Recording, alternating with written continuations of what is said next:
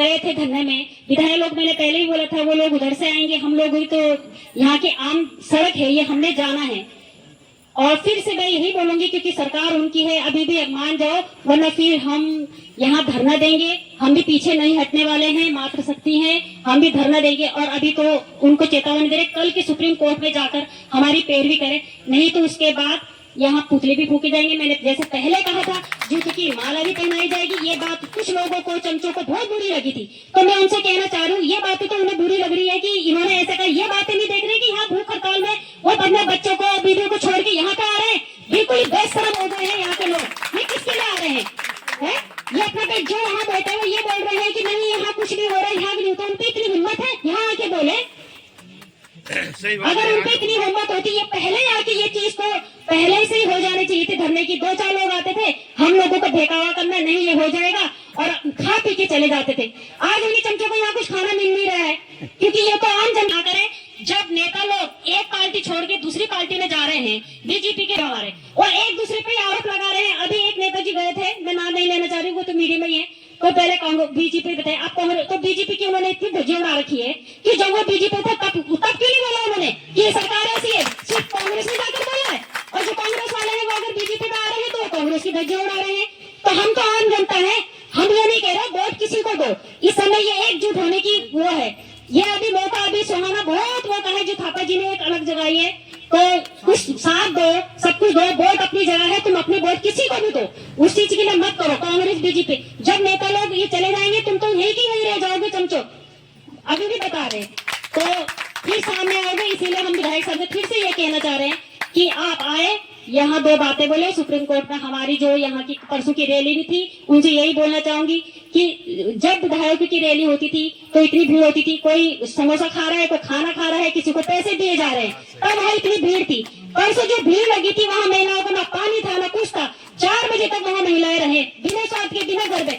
भगवान भी थापा जी के साथ ही, क्योंकि उसको पहले 1 दिन पहले बारिश हो रही थी तो लोग कमेंट कर रहे थे बारिश हो रही है कोई नहीं जाएगा, तो इंद्रदेव भी इतने प्रसन्न थे कि उन्होंने बारिश भी बंद कर दी। यानी कि भगवान भी थापा जी आप ही के साथ है, आप निराश मत होइएगा। हम मातृशक्ति में दोबारा से ये कहना चाह रही हूँ, अगर अभी भी 10 तारीख तक अगर सुप्रीम कोर्ट में ये बात को नहीं रखी गई तो फिर मातृशक्ति भी यहाँ पे धरना देंगी।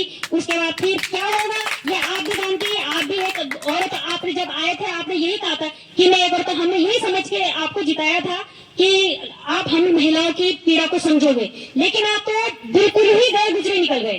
तो मैं ये फिर से कह रहा हूँ कि अभी भी वक्त है, समझ जाओ। ये अभी अगर आप इस रोड को बनाते हो, आपके 5-10 साल और आपके साथ है, हम ये नहीं कह रहे हैं। धन्यवाद। क्या है? सड़क, शिक्षा, स्वास्थ्य, रोजगार, और क्या चाहिए इससे ज्यादा? कोई और मूलभूत सुविधाएं हमारी यही है।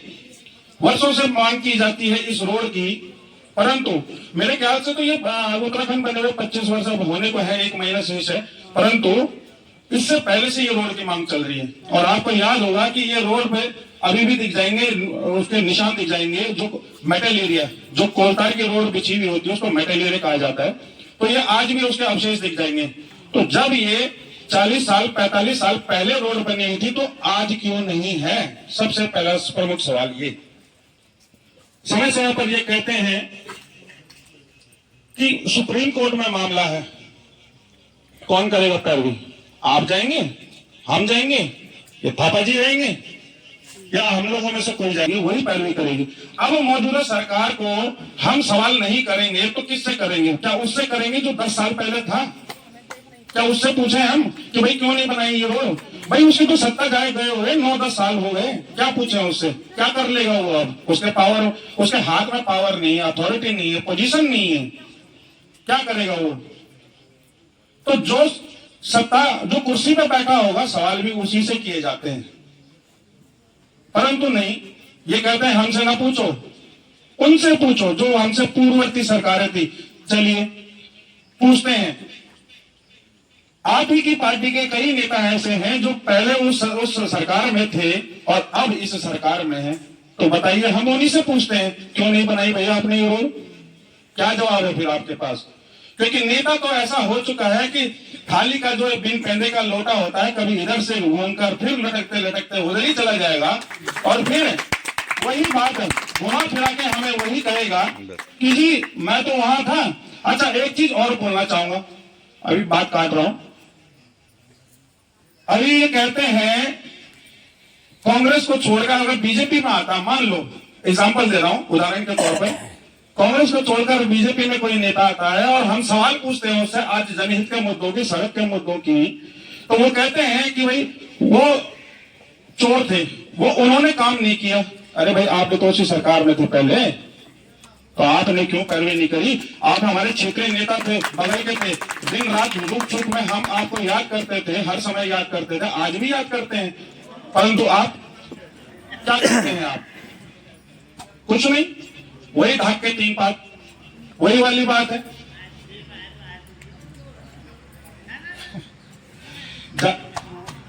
देखिए भावुक होना इसलिए भी जरूरी है, और भावुकता आ जाती है क्योंकि ये हमारे दिल का दर्द है।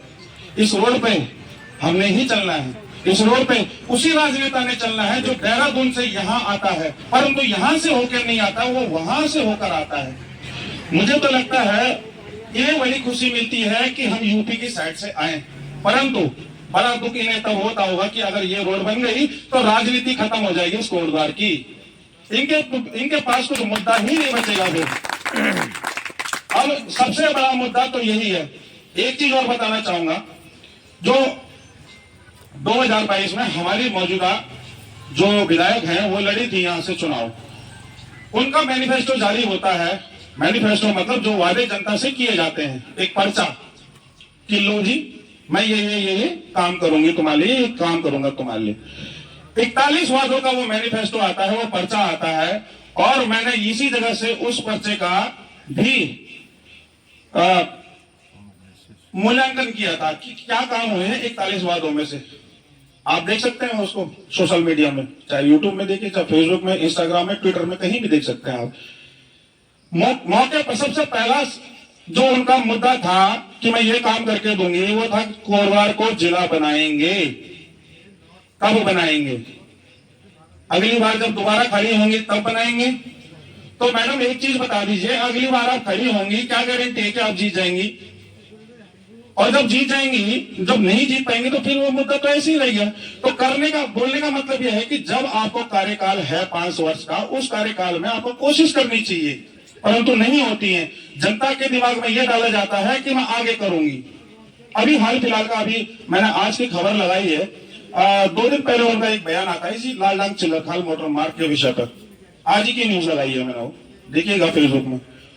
वो कहती हैं कि भाई ऐसा भी हो सकता है कि 5 वर्ष, 6 वर्ष, 7 वर्ष, 8 वर्ष भी लगे, और जब बल्ब पाइपलाइन में चली जाती हैं, जो बातें वो विकास के कार्य होते हैं पाइपलाइन में जाते हैं तो होकर निकलते हैं। मुझे तो लगता है कि जब 45 वर्ष से जब पाइपलाइन में पड़ा हुआ है, उसका मुंह कहीं खुलता है कि नहीं खुलता भगवान जाने। वो बीच रास्ते में बंदर लग गया उस पे शायद। हाँ, अब ये बरसात में बुझलने क्या क्यों इस रास्ते पे, अगर ये रास्ता बन जाएगा तो क्या आप अपनी विधानसभा में जहां पर आपने बैठना है वहां इस रास्ते से होकर नहीं जाएंगे? और जब कोई नेता इस रास्ते से आएगा जाएगा तो क्या उसे आनंद की अनुभूति नहीं होगी कि हाँ मैंने ये रास्ता बनाया और इस रास्ते पर मैं जा रहा हूँ? चौड़ा होकर जाएगा, सीना चौड़ा करके जाएगा। अब थापा जी हमारे यहाँ पर ये मजबूर हो चुके हैं कि भूख हड़ताल पर बैठना पड़े। तो कौन चाहता है भूख हड़ताल पर बैठना? ये शरीर है, पेट है, भूख लगती है इसे, और हम उस अगर भूख को रोकते हैं तो कहीं ना कहीं हम अपनी आत्मा का हनन करते हैं। वो होता है। तो ये इसलिए नहीं है कि मेरे को इनको मजा आ रहा है भूख हड़ताल में बैठना। कौन भूखा रहना चाहता है? वो तो मजबूरी होती है इंसान की कि 5 किलो की राशन के लिए आज भी लाइन लगा के 80 करोड़ लोग 5 किलो की राशन के लिए लाइन लगा रहे हैं राशन में। और तब बोलने के लिए होता है कि 5 ट्रिलियन की इकोनॉमी हो रही है हमारी। कौन सी इकोनॉमी हो रही है 5 ट्रिलियन की?